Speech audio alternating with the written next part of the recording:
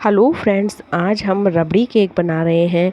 ये रबड़ी केक बहुत ही टेस्टी बनकर तैयार होता है और बहुत ही आसानी से भी बनकर तैयार हो जाता है। बच्चों को और साथ में बड़ों को भी बहुत पसंद आता है। तो चलिए फिर बनाना शुरू करते हैं। केक के लिए सबसे पहले हम रबड़ी बनाकर तैयार करते हैं। रबड़ी बनाने के लिए यहाँ पर हमने 1 लीटर फुल क्रीम दूध लिया है। अब हम इस दूध को गर्म कर लेंगे। दूध में उबाल आ गया है। अब हम इसमें ऐड कर देंगे कुछ केसर के धागे। आप चाहें तो केसर को स्किप भी कर सकते हैं, लेकिन केसर ऐड करने से रबड़ी का कलर बहुत अच्छा निकल के आता है।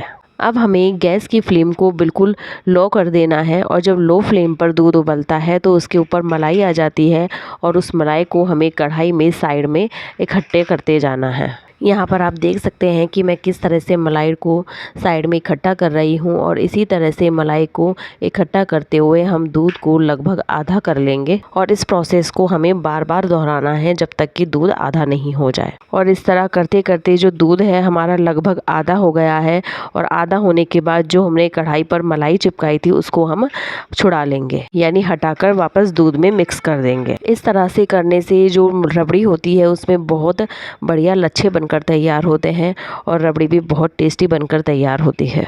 यहाँ पर हमने सारी मलाई को हटाकर वापस दूध में मिक्स कर दिया है।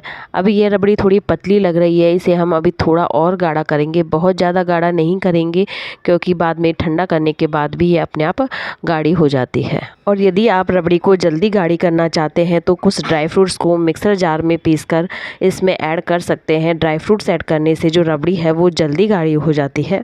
यहाँ पर आप देख सकते हैं कि रबड़ी थोड़ी और गाढ़ी हो गई है। हमें बस इसे इतना ही गाढ़ा करना है। अब हम इसमें 1/4 कप चीनी ऐड कर देंगे।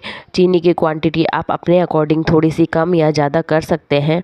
और चीनी ऐड करने के बाद भी हम इसे 3-4 मिनट और कुक करेंगे। इस तरह से रबड़ी बनाने से बहुत टेस्टी बनकर तैयार होती है, बिल्कुल मार्केट जैसी बनती है।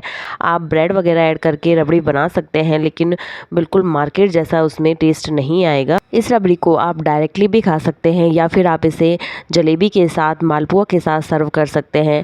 यहाँ पर रबड़ी को उबलते हुए लगभग 4 से 5 मिनट हो गए हैं और इस टाइम पर हम रबड़ी को मीडियम टू हाई फ्लेम पर कुक कर रहे हैं और रबड़ी 5 मिनट में अच्छी गाढ़ी हो गई है। अब हम इसमें कुछ इलायची के दाने ऐड कर देंगे और गैस को बंद कर देंगे।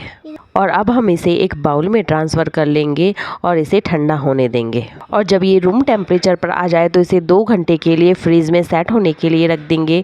अब हम केक बनाने की तैयारी कर लेते हैं। इसके लिए हमने कुकर में नमक डालकर उसे प्रीहीट करने के लिए रख दिया है। अब हम एक बाउल में आधा कप दही लेंगे। दही बिल्कुल फ्रेश होना चाहिए, यानी उसमें बिल्कुल भी खटास नहीं होनी चाहिए।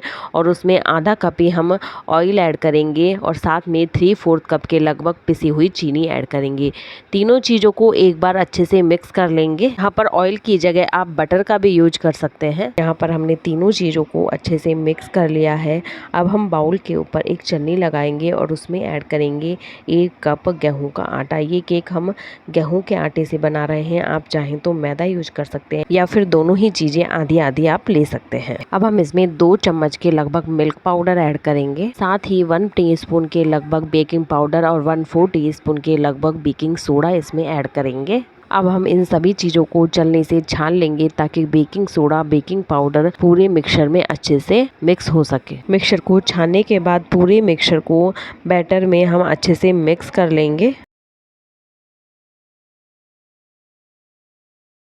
यहाँ पर हमने आटे के मिक्सचर को बैटर के साथ अच्छे से मिक्स कर लिया है, लेकिन जो ये मिक्सचर है वो थोड़ा गाढ़ा लग रहा है तो हम अपने अकॉर्डिंग इसमें दूध ऐड कर देंगे। दूध के साथ इसे अच्छे से मिक्स कर लेंगे। अगर फिर भी हमें दूध कम लगता है तो हम इसमें और दूध ऐड कर सकते हैं। यहाँ पर हमारे केक का बैटर रेडी हो गया है। अब हम इसमें कुछ पिसे हुए काजू और बादाम ऐड कर देंगे। आप चाहें तो कट करके भी उन्हें ऐड कर सकते हैं। साथ में थोड़ी सी टूटी फ्रूटी या फिर किशमिश आप इसमें ऐड कर सकते हैं। सभी चीज़ों को एक बार अच्छे से मिक्स कर लेंगे। अब हम इस केक के मिक्सचर को एक केक टिन में ट्रांसफ़र कर लेंगे।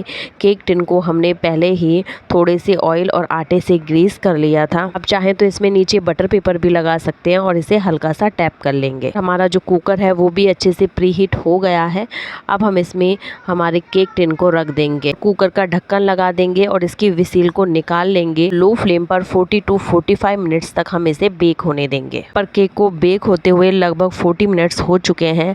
अब हम हमारे केक को चेक कर लेंगे। हम इसमें एक टूथपिक डालेंगे। अगर टूथपिक पर केक नहीं चिपकता है तो इसका मतलब वह अच्छे से बेक हो गया है। अब हम उसे कुकर से बाहर निकालकर एक कॉटन के कपड़े से 15 से 20 मिनट के लिए कवर करके छोड़ देंगे और लगभग 20 मिनट के बाद हम एक चाकू की हेल्प से जो इसके कॉर्नर हैं उनको केक टिन से हटा लेंगे, रिमोल्ड कर लेंगे। यहाँ पर आप देख सकते हैं कि जो केक है वो एकदम बढ़िया कुक हुआ है, एकदम स्पॉन्जी और सॉफ्ट बनकर तैयार हुआ है। अब हम एक चाकू की हेल्प से केक को 2 पीसेज में कट कर लेंगे। आप चाहें तो इसे 3 पीसेज में भी कट कर सकते हैं और इसके ऊपर वाले पार्ट को हटाकर हम अभी साइड में रख देंगे और जो नीचे वाले पार्ट है उसे हम रबड़ी के साथ डेकोरेट करेंगे। रबड़ी को पहले ही फ्रिज में रख दिया था जिसके कारण वो अच्छी ठंडी हो गई है। पहले वाले पार्ट पे हमने रबड़ी को अच्छे से फैला दिया है। अब हम इसके ऊपर दूसरा वाला पार्ट रखेंगे और उसके ऊपर भी रबड़ी को अच्छे से फैला देंगे। यहाँ पर केक के ऊपर हमने रबड़ी को अच्छे से फैला दिया है।